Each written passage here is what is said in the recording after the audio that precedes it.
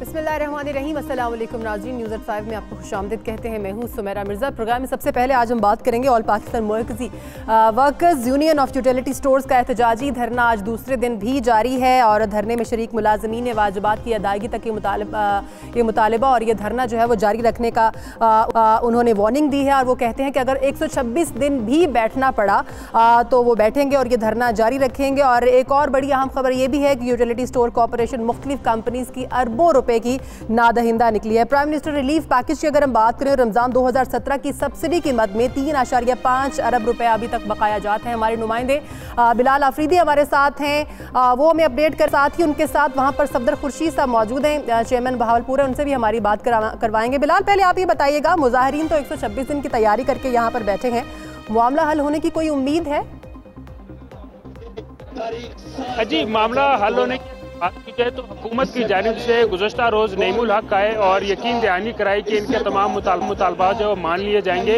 लेकिन जो मुजाहिरीन है, जो कारकुनान है यूटिलिटी स्टोर्स कॉरपोरेशन के, उनका कहना है कि जब तक तहरीरी तौर पर इनसे मुआहदा नहीं कर दिया जाता, जब तक इनकी मुस्तकिल तकर्रियों के नोटिफिकेशन जारी नहीं कर दिए जाते, ये धरना ख़त्म नहीं होगा। और गुज़श्ता रोज़ से अब तक जो है कोई भी हुकूमती नुमाइंदा इनसे मुज़ाकरात के लिए नहीं आया। ताहम अपोजिशन के कुछ अरकान जिसमें सेनेटर उस्मान काकड़, अब्दुल गफूर हैदरी और मेंबर कौमी असम्बली इबादुर रहमान जो है वो यहाँ पर आए, इनसे इज़हार यकजहती भी की और इनका साथ देने की यकीन दहानी भी की। ताहम उसके बाद मुज़ाकरात का दूसरा दौर जो है अभी तक नहीं हुआ और ये मुंतज़िर है कि हुकूमत की जानिब से कोई आए और इनके साथ मुज़ाकरात करे, लेकिन अभी तक कोई ऐसी सूरत हाल नज़र नहीं आ रही। मुजाहिरीन जो है वो काफ़ी मुतहरिक हैं और उनका कहना है कि 126 दिन भी अगर धरना देना पड़ा तो वो धरना देंगे और किसी सूरत अपने मुतालबात के मनवाए बगैर यहाँ से नहीं उठेंगे। जी अच्छा बिलाल, आपके साथ कुछ एहतजाज करने वाले मुजाहिरीन या कुछ कारकुनान यहाँ पर मौजूद हैं, उनसे बात करवाइएगा। अरकान जो है यहाँ पर जी बिल्कुल, हमारे साथ सफदर खुर्शीद हैं, बहावलपुर से यूटिलिटी स्टोर कॉरपोरेशन के रहनुमा हैं। इनसे जानते हैं कि आज दूसरा रोज भी मुकम्मल होने को है। जी बिल्कुल। तो कहाँ तक जो है आपके मुज़ाकरात हुए या क्या आपका नेक्स्ट लेवल होगा? जी, जैसा कि आपको पता है कि पहले नईमुल हक साहब यहाँ आए थे और उन्होंने कहा कि आपके तमाम मुतालबात जायज़ हैं और हम ये मानते हैं, लेकिन अभी तक उन्होंने कोई इन रिटर्न हमारे साथ नहीं किया। हमारी जो आला क़यादत है कमेटी की सूरत में वो गए हुए हैं, जब तक वो हमें इन रिटर्न नहीं देंगे, हमारे जब तक हुकूक पूरे नहीं किए जाएंगे, हम यहाँ से नहीं जानने वाले। आपके मुतालबात है क्या? सर, हमारे मुतालबात ये है कि पहली बात तो यह कि हमारे 8 से 10 साल से कुछ लोग हमारे कुलीग जो डेली वेजेस हैं उनके लिए, उसके अलावा हमारे जो कॉन्ट्रैक्चुअल मुलाजमीन है उनके लिए और हमारी प्रोक्योरमेंट जो रोकी गई थी जिनका अभी तक इन्होंने कहा है वो मामला है। और सबसे मेन ये जो हमारे बकाया जाते हैं गवर्नमेंट की तरफ, जो सब्सिडी की सूरत में इन्होंने हमें सामान देने के लिए कहा और अभी तक हमारे बकाया जात वो नहीं दिए, उसकी वसूली तक और उसके हमारे फाइनेंस के मामला तक हम यहीं बैठे हुए हैं। कितने मुलाजमीन हैं डेली वेजेस और कॉन्ट्रैक्ट जिनकी मुस्तकिली का मुतालबा करते हैं? तकरीबन 3700 हमारे डेली वेजेस मुलाजमीन हैं और 1700 कॉन्ट्रैक्चुअल हैं और टोटल हमारी स्ट्रेंथ 14,000 प्लस लोगों की है, जो कि इस वक्त तमाम यहाँ देख रहे हैं पूरे पाकिस्तान से सब लोग यहाँ मौजूद हैं और ये हम सबका हक है और हम अपना हक लिए बगैर यहाँ से नहीं जाएंगे। अगर आपके मुतालबात नहीं माने जाते, क्या आप ये धरना मौखर करेंगे या यहीं पर बैठे रहेंगे? नहीं सर, अगर हमने धरना मौखर करना होता तो हम नईमुल हक साहब के कहने के ऊपर कि उन्होंने मीडिया पर आके कह दिया है तो धरना मौखर कर देते, लेकिन जब तक ये हमारे साथ कोई इन रिटर्न कॉन्ट्रैक्ट नहीं करेंगे, हमें ऑर्डर नहीं देंगे, खास तौर पे डेली वेजेस के, हम यहाँ से ठीक है। बिलाल, साथ ही रहिएगा कि सीनियर रहनुमा नईमुल हक साहब ने हमें ज्वाइन कर लिया है। सर, आपके वक्त का बहुत शुक्रिया। सर, आपने खिताब भी किया था, इनसे बात भी की, आपने ट्वीट भी किया कि इनके मुतालबात जो है वो हल होंगे, लेकिन वो तहरीरी मुआहदा चाहते हैं। अगर आप उनके मुतालबात मानने को तैयार हैं तो क्यों इस मसले का हल नहीं कर दिया जाता, क्यों तहरीरी मुआहदा नहीं हो जाता? ये जुमे की शाम को मेरे पास आए थे और मेरा चूंकि इस वजारत से ताल्लुक नहीं है, जुमे की शाम को मैंने इनके तमाम मुतालबात मंजूर कर दिए थे। उस वक्त वजीर तिजारत पाकिस्तान से बाहर गए हुए थे। इन्होंने इस बात पे इसरार किया कि जुमे की शाम ही को तमाम जो हुकूमत की तरफ से ऐलान है और एक बाकायदा एक मुसव्वदा जारी कर दिया जाए, जो मैंने उससे माजरत कर ली थी। मैंने कहा था वो वजीर साहब आ जाए और वजीर तिजारत खान साहब के साथ आज सऊदी अरब में है, रात को वो आ रहे हैं इंशाल्लाह। कल परसों अभी मेरे पास सेक्रेटरी इंडस्ट्री का फोन भी आया था, इनके चंद दिनों में 1-2 दिन में हो जाएगा। ये मत भूलना चाहिए इनको कि इस वक्त 14 अरब रुपए के मकरूज है। यूटिलिटी स्टोर तबाह कर दिया है पिछली हुकूमतों ने 10 साल में। हमने इनके तमाम मुतालबात मंजूर कर लिए हैं, बल्कि हमने इनको और ज्यादा, मैंने तो इनको मुतालबात मंजूर करने के अलावा ये भी कहा कि 15,000 मुलाजमीन को हम 50 लाख घरों में तमाम लोगों के लिए घर बनाएंगे और एक हेल्थ कार्ड भी इशू करेंगे। ये मैंने तकरीब में भी कहा और उनको यकीन दहानी भी दिलाई। मगर ये लोग अच्छा, मुस्लिम लीग नून और पाकिस्तान पीपल्स पार्टी के लीडर आज गए थे, इनके चंद लोग, इनकी यूनियन में भी इत्तेफाक नहीं है इस बारे में। ये लोग जो कह रहे हैं कि आज एग्रीमेंट हो और सुबह 5 बजे हो 6 बजे हो, ये नून और पीपल्स पार्टी के हाथों में खेल रहे हैं। मैं इनको आपके प्रोग्राम के थ्रू तवज्जो से, और मैंने एक स्टेटमेंट भी इशू किया है, और मैं नून लीग ने तो उनको तबाह किया है, पीपल्स पार्टी ने तो उनको तबाह किया है, और हम तो इनको मुकम्मल तहफ़्फ़ुज़ दे रहे हैं। तमाम आर्जी मुलाजमत को हम मुस्तक़िल कर रहे हैं, तमाम जो इनके मुतालबात से हमने मंजूर कर लिया। मेरी समझ में नहीं आता कि ये इनका मसला क्या है। मैंने कहा जी आप बैठना चाहें तो आप जरूर बैठिए यहाँ पर, आप हमेशा बैठ रहे हैं, मगर ये तो हमारी, इनमें से आधे लोग तो हमारी पार्टी के, हमारी जमात के, और सबने मुझे कहा कि हमने तो वोट आप ही को दिया। तो मैं समझता हूँ कि इनको चाहिए कि जब हमने मुतालबात तस्लीम कर लिए हैं, और ये हफ्ते और इतवार की छुट्टी पे तो मुतालबात नहीं होते ना, मैंने इनको यकीन भी दिलाया था।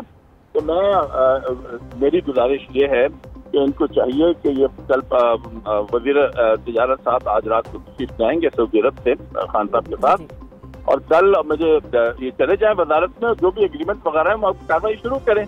अब ये 20 जॉब पे बैठ के तो कार्रवाई नहीं होगी ना इनकी।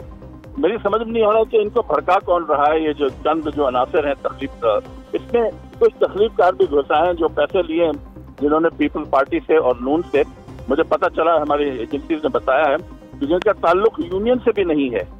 और तो मैं इनसे आपके प्रोग्राम के थ्रू कहना चाहता हूँ कि इनको चाहिए कि कल जाएं वजारत में, और वहाँ से बाकायदा अपने जो भी इनके मुतालबात हैं वो कागजी कार्रवाई हो जाएगी। इसमें कोई झगड़े या इख्तलाफ की बात नहीं है, मगर अगर ये सर्दी में रहना चाहते हैं अपने वहाँ पर तो रहें, जरूर रहें।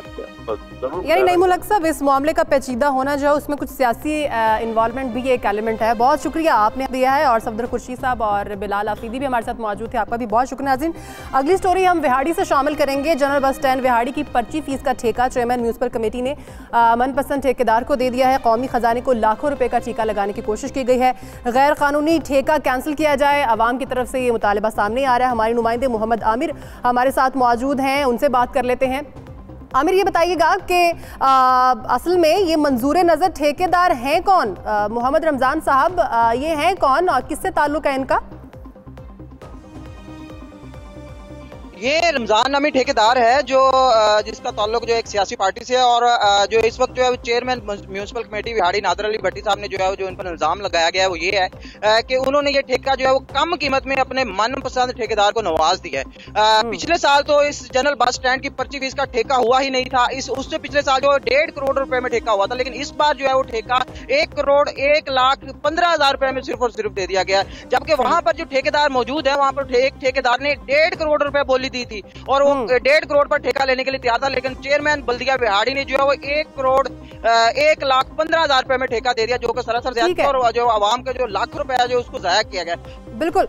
मुर्तजा डोगर साहब हमारे साथ मौजूद है, वाइस चेयरमैन बल्दिया विहाड़ी के। सर, आपके वक्त का बहुत शुक्रिया। फरमाइएगा, कौन इन्वॉल्व है इस तमाम तर मामले में? इदारा पहले ही लॉस में जा रहा है, तकरीबन 30 से 35 लाख का चूना लगाने की कोशिश की जा रही है।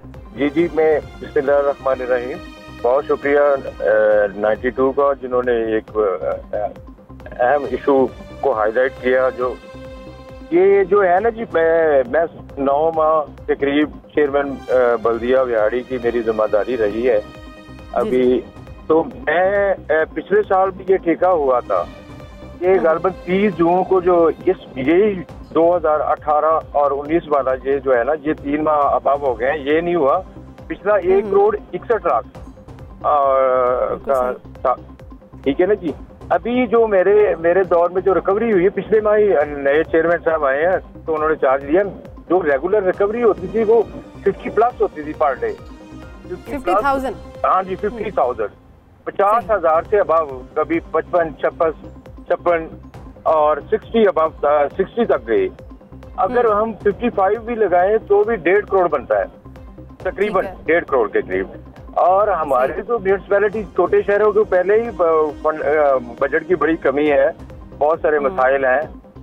अगर आजकल के दौर में इस लेवल की अगर होती है सरेआम। अच्छा मुर्तज़ा डोगर साहब, ये बताइएगा, ये भी कुछ बातें सुनने को आ रही हैं कि वहाँ के जो MPA हैं पाकिस्तान मुस्लिम लीग नून से उनका ताल्लुक है, साकिब खुर्शीद साहब, उनके मंजूर नजर हैं ये ठेकेदार, ये बात सच है? जी जी, ये इसमें कोई शक शुबे वाली बात नहीं है सर। ये उनके घर में बैठ के फाइनल हुआ है। क्योंकि मैं जरा थोड़ा सा आपकी नजर उस तरफ जुड़ाता जाऊँ, क्योंकि इसके नीलाम कमेटी के चेयरमैन जफर क्रैशी साहब हैं हमारे मेंबर, ऑनरेबल मेंबर, वो भी नहीं है जब नीलामी हो रही है। तो खालिसन चंद जो उनके खास थे, और सरासर ये करप्शन का बाजार सर गर्म हुआ है। मैं आपके तवज्जो से मिनिस्टर लोकल गवर्नमेंट और सेक्रेटरी लोकल गवर्नमेंट और हायर अथॉरिटी से as a vice chairman appeal करूंगा कि ऐसे बड़े बड़े लेवल के जो हमारे वसाइल के हिसाब से, ये तो हमारे लिए तो बहुत बड़ी अमाउंट है ना जी। ये बड़े शहरों के लिए तो नहीं होगी, लेकिन हमारे शहर के लिए ये बहुत बड़ी है। और करप्शन तो करप्शन है ना। अच्छा, एक सवाल आखिरी ये बता दीजिएगा मुर्तज़ा डोगर साहब, जब ये बिड हो रही थी तब वहाँ पर क्या सिचुएशन ऐसी पेश आई, क्यों ये ठेका वहाँ दिया गया, लोग क्या बोली अभी भी लगा रहे थे? मैं एक चीज आपको बताता जाऊं कि मैं सीएत वाइस चेयरमैन हाउस का कन्वीनर होने के नाते मुझे वाह खुदा उसी दिन पता चला, अभी आज नीलामी हो गई है। ठीक है डोगर साहब, इसके ऊपर हम इरफान काठी साहब से भी बात कर लेते हैं, डीसी विहाड़ी हैं आप। सर आपके वक्त का बहुत शुक्रिया। सर फरमाइएगा, क्या इस तमाम मामले पर आपकी नज़र है? तकरीबन 30 से 35 और 40 लाख रुपए का नुकसान पहुंचाने की कोशिश की जा रही है म्यूनिसिपल कमेटी बल्दिया को, क्या कहेंगे? थैंक यू वेरी मच जी। ये बेसिकली तो it's purely function of Baldiya Vehari. However ये मैं बताता चलूं कि ये जब भी होता है, ये हाउस इसको करने की कोशिश करता है और हाउस ने ही ये शायद डेफिनेटली ये इसको पास किया होगा। लेकिन अगर इसमें इस तरह की कोई डिस्क्रिपेंसीज हैं तो उसमें जो as per the law deputy commissioner is fully empowered. तो इंशाल्लाह मैं इसको फौरन देख लेता हूँ। ठीक है, बहुत शुक्रिया इरफान काठी साहब आपका भी, मुर्तज़ा डोगर साहब आप भी, और मोहम्मद आमिर हमारे साथ मौजूद थे, आपका भी बहुत शुक्रिया।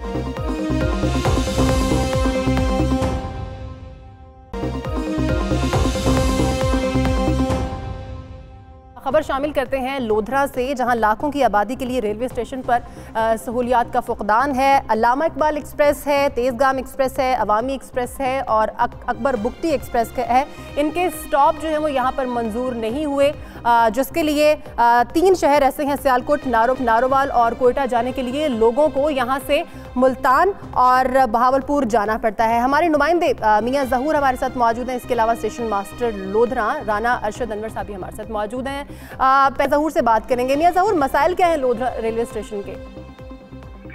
जी, लोधरा रेलवे स्टेशन के अगर मसाइल की बात करूं तो मसाइल तो यहाँ बहुत ज़्यादा हैं, लेकिन मसाइल की तरफ अगर तवज्जो मुंतखब नुमाइंदों ने भी नहीं दी, ना ही वो मकामी जो रेलवे के इंतजामिया हैं उन्होंने कभी इस तरफ तवज्जो दी है। अगर लोधरा की लाखों की आबादी है जिसको दूसरे अजला में, दूसरे शहरों में जाने के लिए शदीद मुश्किलात का सामना है। जो एलीट क्लास है वो तो अच्छी गाड़ियों में अच्छी जगह सफ़र कर लेती है, लेकिन आवाम जो गरीब आवाम है उनके लिए रेलवे ही एक सस्ता सफ़र है जिस पर वो सफ़र करती है। लेकिन बदकिस्मती की बात कि जितने भी मुंतखब नुमाइंदे हैं वो वोट तो ले लेते हैं, दावे तो बड़े बड़े करते हैं, लेकिन कभी भी वो दावों पर अमल नहीं करते।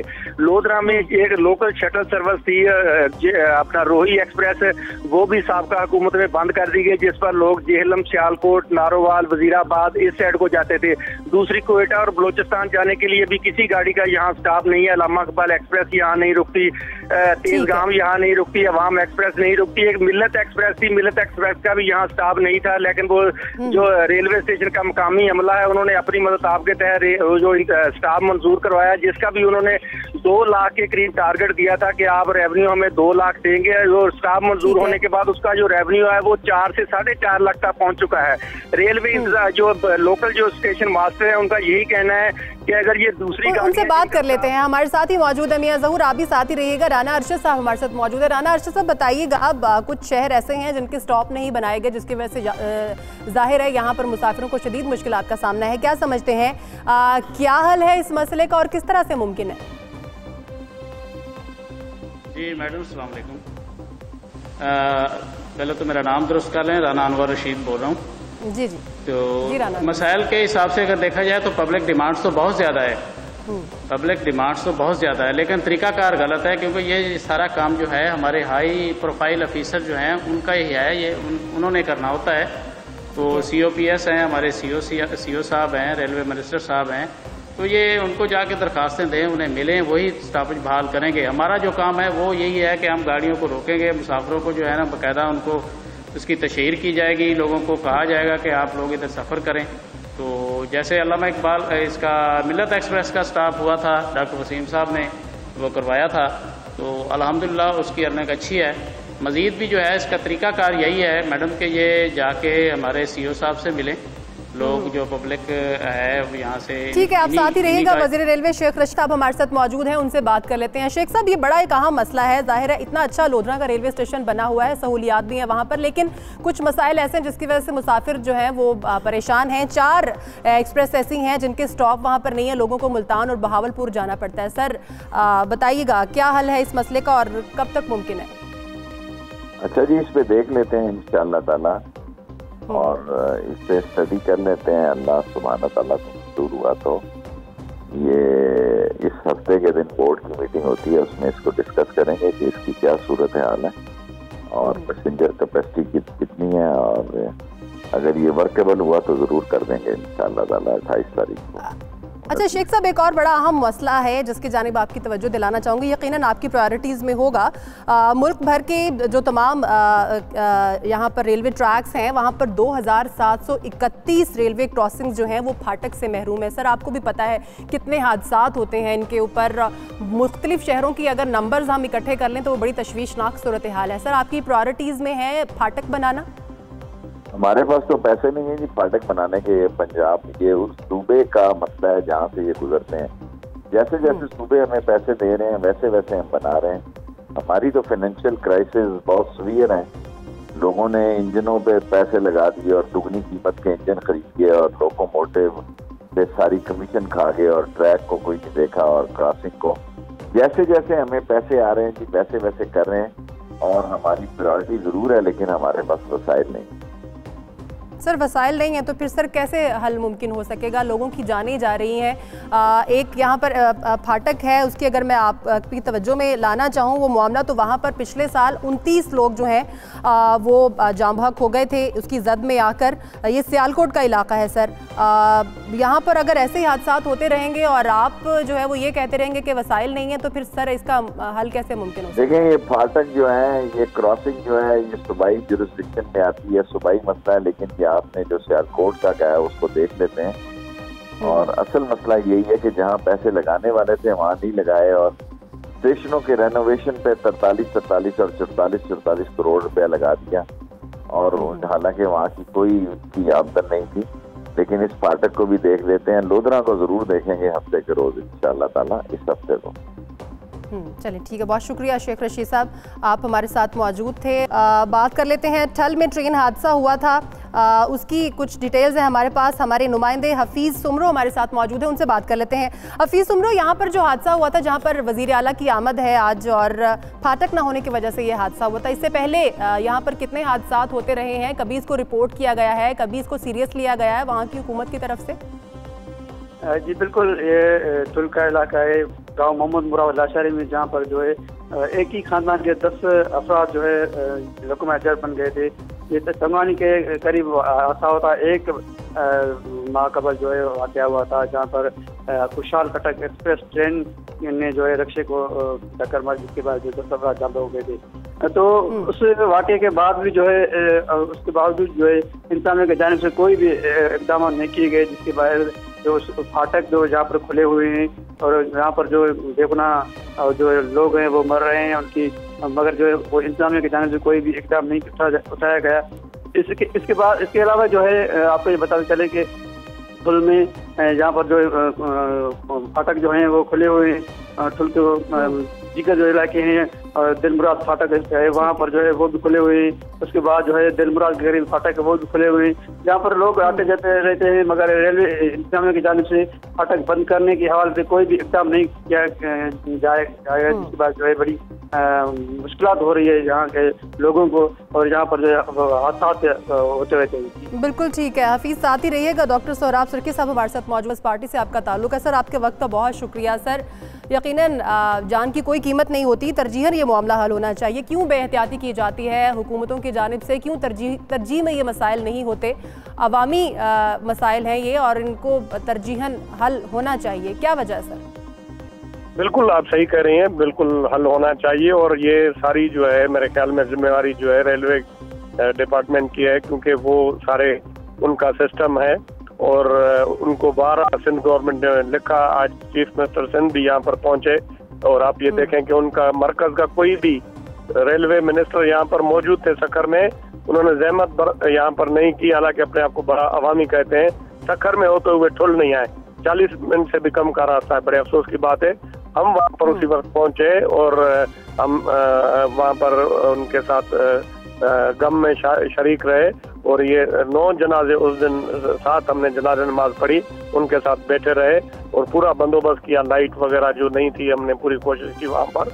और दूसरे दिन फिर उनका एक जो ड्राइवर था, 10 आदमी बेचारे वो हो गए। अभी तक रेलवे ने बस कोई ताज़ियत भी नहीं की, कोई नुमाइंदा भी नहीं आया है मरकजी हुकूमत का। आज मेरे हल्के में था डॉक्टर सोहराब, मेरा हल्का है ये, आज चीफ मिनिस्टर यहाँ पर आए और इनकी सबकी इमदाद के लिए भी उन्होंने अनाउंस किया है कि इनको कंपनसेशन भी हम देंगे। वो कंपनसेशन देंगे जो हादसा पहले मुराद अली शाह के हल्के में हुआ था, वहाँ पर भी रेलवे क्रॉसिंग करते हुए वहाँ पर भी 8-9 लोग शहीद हो गए थे, वही कंपनसेशन यहाँ पर हमको इंशाल्लाह देंगे। ठीक है, बहुत शुक्रिया डॉक्टर सोहराब साहब, आप मौजूद है। यानी जब भी कोई हादसा होता है तो मजम्मती बयानात तक महदूद होते हैं ये इक़दाम। नाज़रीन एक ब्रेक ले लेते हैं, ब्रेक के बाद वापस आएंगे तो कंटिन्यू करेंगे।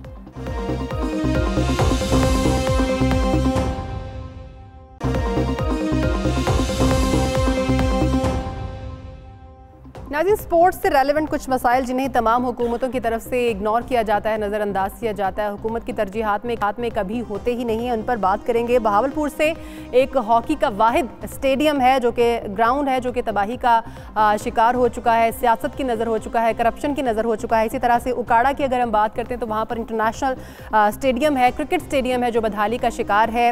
इंतज़ामिया जो है वो खामोश तमाशाई हैं, यहाँ पर भी कुछ करप्शन की आवाज़ें सुनाई देती हैं। पहले बहावलपुर से जो हॉकी ग्राउंड है उस पर हम बात कर लेते हैं। हमारे साथ मौजूद है हमारे नुमाइंदे अमजद अवान, और इसके अलावा हमें ज्वाइन कर रहे हैं मकसूदुल हसन साहब हैं, डिस्ट्रिक्ट स्पोर्ट्स ऑफिसर हैं। आप दोनों को वेलकम करती हूँ। अमजद अवान, पहले आपकी जानिब आऊँगी, बताइएगा मसाइल क्या है, क्यों ये तबाही का शिकार है ये ग्राउंड हॉकी का, और यहाँ पर कितने प्लेयर्स हैं जो हॉकी खेलना चाहते हैं, जो यहाँ पर आना चाहते हैं लेकिन उन्हें सहूलियात नहीं मिलती? जी बिल्कुल सुमेरा, सबसे पहले तो मैं आपको ये बताता चलूं कि बहावलपुर ये वो खित्ता है जिसे हॉकी के शाहीनों का शहर कहा जाता है। इस शहर की धरती ने मतीउल्लाह, समीउल्लाह, कलीमुल्लाह, हिदायतुल्लाह और डॉक्टर आतिफ बशीर जैसे नामवर खिलाड़ी जो हैं वो पैदा किए हैं।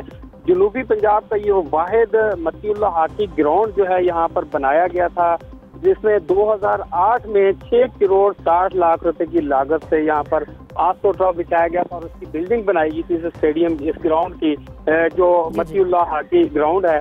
7 साल की वारंटी थी इस आस्ट्रोटर्फ की, 7 साल भी गुजर चुके हैं, उसके अलावा 3 साल मजीद गुजर चुके हैं इस गारंटी खत्म हुए पर। लेकिन इस वक्त जो पोजीशन है यहाँ पर जो आस्ट्रोटर्फ है वो जगह जगह से जो है उसके पैच पड़ चुके हैं, खिंचाव हो गया है, टूट फूट का शिकार हो चुका है। जो वाटर थ्रो मशीनें हैं वो भी टूट चुकी हैं, यहाँ तक कि जो बिल्डिंग का शेड था उसके भी जो है वहाँ से वो ऊपर शेड की जो छतें हैं वो भी टूटी हुई हैं।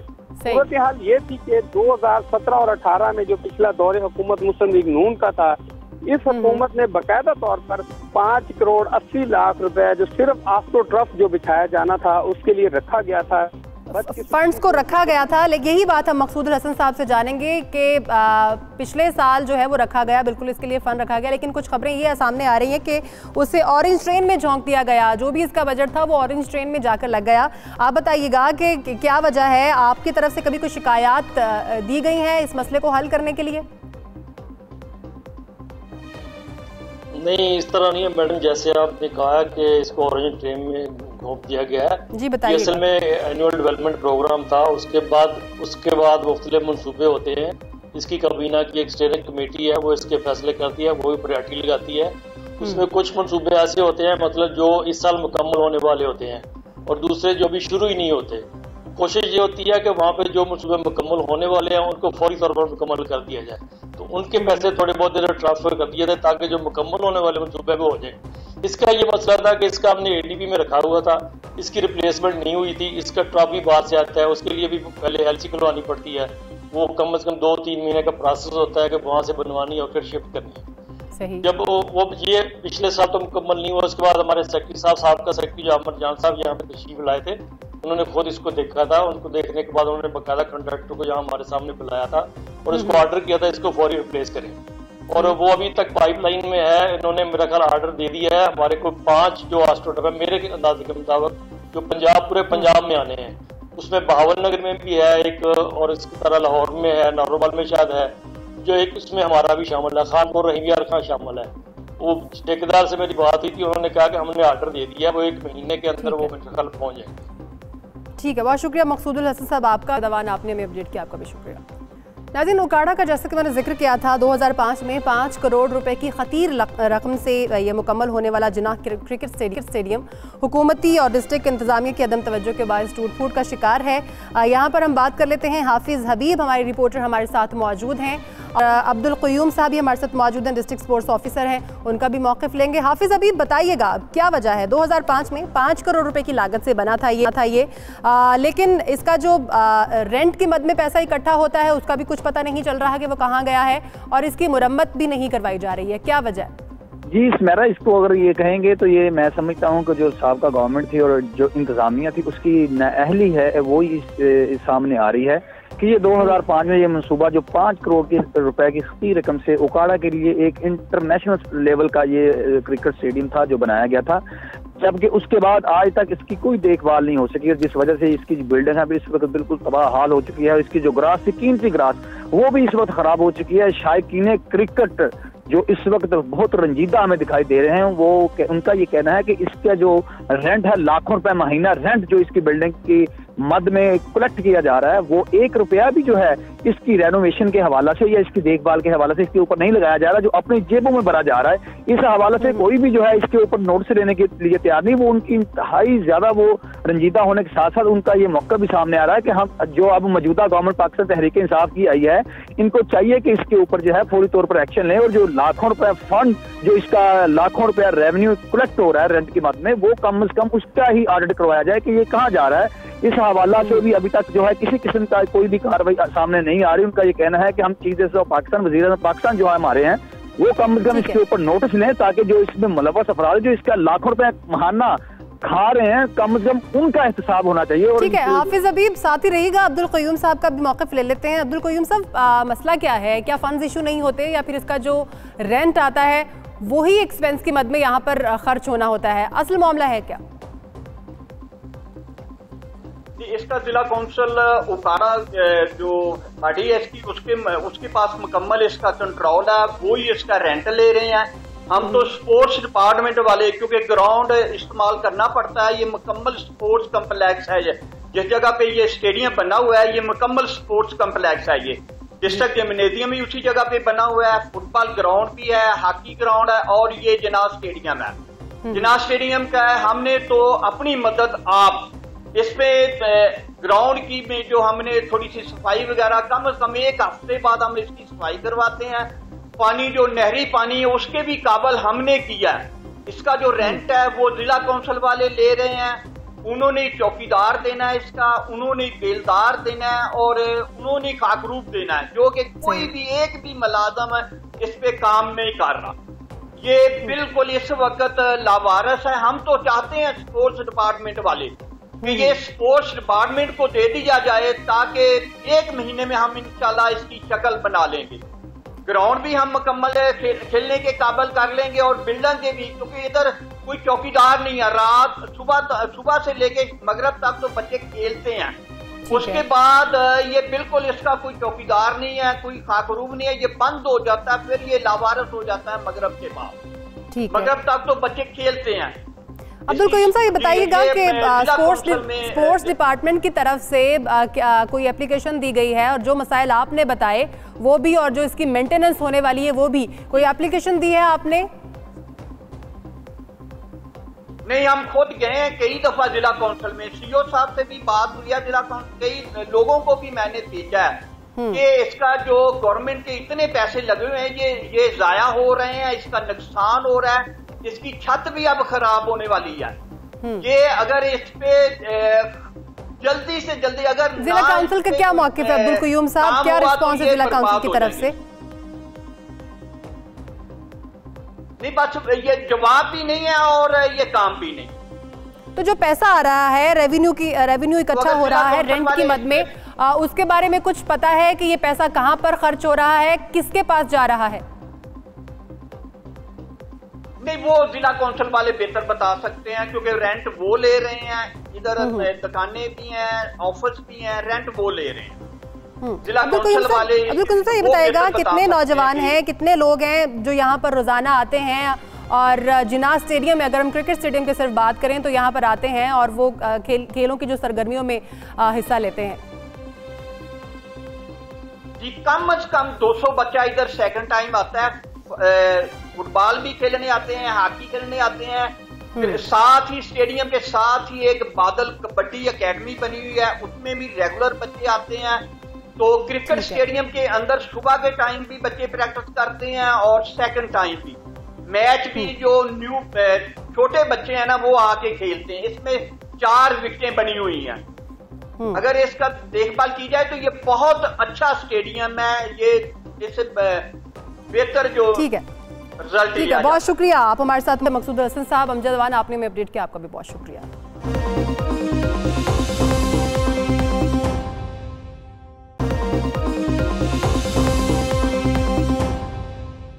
नाज़रीन, एक और अहम मामला जिसके ऊपर हम बात करेंगे सियालकोट से, जहां साबिक वज़ीर-ए-आज़म शाहिद खाकान अब्बासी के इफ्तिताह के बावजूद पसरूर रोड की तामीर जो है वो अब तक शुरू नहीं हो सकी है। सियालकोट में अगर बात की जाए तो 2.5 अरब रुपए से ज़्यादा के टेंडर भी हो चुके हैं, लेकिन उसके बावजूद अहले इलाका टूटी सड़क पर सफ़र करने पर मजबूर हैं। बहुत ज़्यादा तशवीशनाक सूरत हाल इसलिए भी है क्योंकि यहाँ पर कई एक्सीडेंट्स हो चुके हैं और बहुत सारे लोग जो हैं वो अपनी ज़िंदगी की बाजी भी हार चुके हैं। हमारे नुमाइंदे हामिद कालू हमारे साथ मौजूद हैं और पाकिस्तान मुस्लिम लीग नून रहनुमा भी हमारे साथ मौजूद है, राना अफजल साहब, उनका भी मौक़िफ़ लेंगे। सबसे पहले हामिद कालू, आपसे जानना चाहूंगी, टेंडर भी हो चुका है लेकिन फिर भी इस रोड के ऊपर काम नहीं हो रहा, क्या वजह है?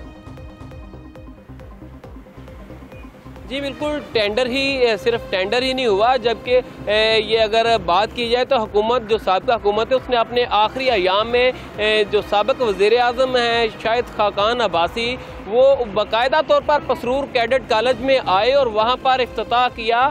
बाकायदा इफ्तिताह हुआ जिसमें फुटेज हमारे पास वो मौजूद है, जिसमें जो सिर्फ फुटेज की हद तक किया कि रूलर भी चलता नज़र आ रहा है और इफ्तिताह भी कर दिया गया। 2.5 अरब रुपए के इसके टेंडर्स हो चुके, ठेकेदार जो हैं इसका ठेका भी ले चुके, लेकिन इसके बावजूद इस सड़क की जो तामीर है वो शुरू ना की गई। यहाँ पर अगर मैं हादसात की बात करूँ तो रोज़ाना की बुनियाद पर यहाँ पे हादसात होते हैं और अगर माहाना बात करूँ जो एवरेज निकलती है वो 12 से 13 अफराद जो हैं वो लुकमा अजल बनते हैं और जख्मी जो अफराद हैं वो सैकड़ों में जख्मी हैं जो अब तक अपने ठीक है। हामिद कालू, मजीद जानेंगे आपसे। हम मोहम्मद अफजल साहब से बात कर लेते हैं। मोहम्मद अफजल साहब, बताइएगा, एक तो आखिरी दिनों में शाहिद खाकान अब्बासी साहब ने इसका इफ्तिताह किया, यहाँ पर टेंडर भी हो चुका था, लेकिन जाहिर अब तो मौजूदा हुकूमत की जिम्मेदारी है, क्या कहेंगे, क्यों ये मनसूबा तकमील नहीं पा रहा? इसमें असल बात ये है कि जब ये मियां नवाज शरीफ साहब आए थे, उन्होंने इस सड़क का ऐलान किया था और उसके बाद ये प्रोसेस होते हुए इसके बकायदा टेंडर हुए, इसमें बकायदा पैसे जो हैं वो इसके रखे गए और शाहिद खाकान अब्बासी साहब ने इसका संगे बुनियाद रखा। बदकिस्मती से उन्हीं दिनों में इलेक्शन, जब ये इलेक्शन का सीजन तो अभी दूर था, 6 माह पहले ही इलेक्शन कमीशन ने काम पर पाबंदी लगा दी, कोई काम नहीं हो सकता, जिसकी वजह से ये काम रुक गया। उसके बाद मौजूदा गवर्नमेंट ने जो आखिरी बजट दिया तो उसमें भी उसके 2 अरब रख दिए, वो मंजूर शुदा हैं अभी तक। लेकिन इतनी बदकिस्मती है कि इतनी इम्पोर्टेंट रोड है कि यहाँ तहसील पसरूर, शकरगढ़, नारवाल से हजारों की तादाद में मजदूर सियालकोट मजदूरी के लिए आते हैं। बहुत बिजी रोड है, लेकिन सिर्फ इसलिए कि क्योंकि साबका गवर्नमेंट ये मनसूबा मंजूर किया था, इन्होंने इसे आप ड्रॉप कर। मोहम्मद अफजल साहब, जिस तरह से मैंने पहले बात की कि बिल्कुल ये जो मौजूदा हुकूमत है इसी का ही अब काम बनता है कि वो इस रोड को मुकम्मल करवाए, काम मुकम्मल करवाए, लेकिन आपको नहीं लगता कि इलेक्शन से 1 महीने या 2 महीने पहले भी अगर एक रोड शुरू की गई है तो आपको पता है कितनी बड़ी और कितनी लंबी रोड है और कितनी अहम रोड है, इलेक्शन से 1-2 महीने पहले उसको खुदवा देना, उसको तोड़वा देना, आपको नहीं लगता कि आपको उनको आइडिया नहीं था कि इलेक्शन कमीशन की तरफ से रोक दिया जाएगा और लोगों को मुश्किलात का सामना करना पड़ेगा? और आपको याद होगा कि यहाँ पर कितना बड़ा हादसा पेश आया था जिसमें कई लोग अपनी जान की बाजी हार गए। जी, मैं उसमें अर्ज करूंगा कि इस काम शुरू नहीं हुआ था, ये मैं एक तस्दीक कर दूं कि मौके पे काम शुरू नहीं हुआ था, लेकिन सारे इसके टेंडर हो चुके थे, काम अभी शुरू होना था, तो उसके बाद वो रुक गया। अब ये फंड इनको जारी करने चाहिए। और हाँ, ये तो अभी मेरे दोस्त कालू साहब बता रहे थे, कम बता रहे, अगर आप सिर्फ 1122 का रिकॉर्ड ले लें तो महीने के कम से कम 30-35 जवान बच्चे शहीद हो रहे हैं, और ये साल के आप देखें कितने हैं, ये बड़े इंसानी हमदर्दी। वैसे मोहम्मद अफजल साहब, अगर पाकिस्तान मुस्लिम लीग नून की हम बात करें तो वफाक में भी और सूबे में अगर हम बात करें तो पिछले 30 साल से हुकूमत में है पाकिस्तान मुस्लिम लीग नून, और ज़्यादातर सड़कें बनाने का ही दावा किया जाता है पाकिस्तान मुस्लिम लीग नून की जानिब से, डेवलपमेंट के नाम पर ही जो है वो वोट लिए जाते रहे हैं हमेशा, लेकिन रोड भी मुकम्मल नहीं है। अहम रोड है सर, ये क्यों मुकम्मल नहीं हो सका आपके अपने दौरे हुकूमत में? मैं आपको बताऊं, हमारा जो एरिया ये फ्लड अफेक्टेड एरिया, यहाँ सड़कें बनती भी हैं, टूटती भी हैं, ये बनी थी, लेकिन ये तो फिर फ्लड अफेक्टेड एरिया है, तो अब इसमें हमारी गवर्नमेंट का कोई, हमने तो बना दी, मंजूर कर ली। अब मैं समझता हूँ इसे सियासी इशू नहीं बनाना चाहिए, इस सड़क को फौरन शुरू करना चाहिए, इसके फंड जारी होने चाहिए, और पीटीआई इससे कोई, मैं समझता हूँ कि फायदा नहीं उठा सकेगी। लोगों को अभी पता नहीं कि उनके हक पे डाका मारा गया है और उन्होंने फंड रोके हैं, इनको बहुत नुकसान होगा। नहीं सर, उन्होंने तो खुद कहा था आते ही हुकूमत में कि जो भी पिछली हुकूमत ने मंसूबे शुरू किए थे वो ज़रूर मुकम्मल होंगे। बहुत शुक्रिया, मोहम्मद अफजल साहब हमारे साथ मौजूद थे और आपने हमसे गुफ्तगू की। सैकड़ों साल पुराना है, तारीखी कला है, लेकिन उसके चारों अतराफ आपको ये भी बता दें कि अगर हम तारीख की बात करें तो दुश्मन पर नज़र रखने के लिए चौकियाँ भी बनाई गई थी। 325 कबल मसीह में सिकंदर आज़म इस किले पर हमला आवर हुआ था, लेकिन अगर हम अब बात करें तो बिल्कुल टूट फूट का शिकार है। इसका जो बैरूनी दरवाज़ा है, जो इसके अंदरूनी दरवाजे हैं, वो भी शिकस्ता हाल है, लेकिन लोग ये कहते हैं कि यहाँ पर जो हुकूमतें हैं हमेशा उन्होंने सियासी बयानबाजी की है, कभी इसके ऊपर काम नहीं हुआ है। हमारे नुमाइंदे राना इरफान हमारे साथ मौजूद हैं, उनसे लेते हैं। राना इरफान, बताइएगा, इतना अहम ये तारीखी विरसा है, हुकूमतों की तरजीह में क्यों नहीं है इसकी मेंटेनेंस?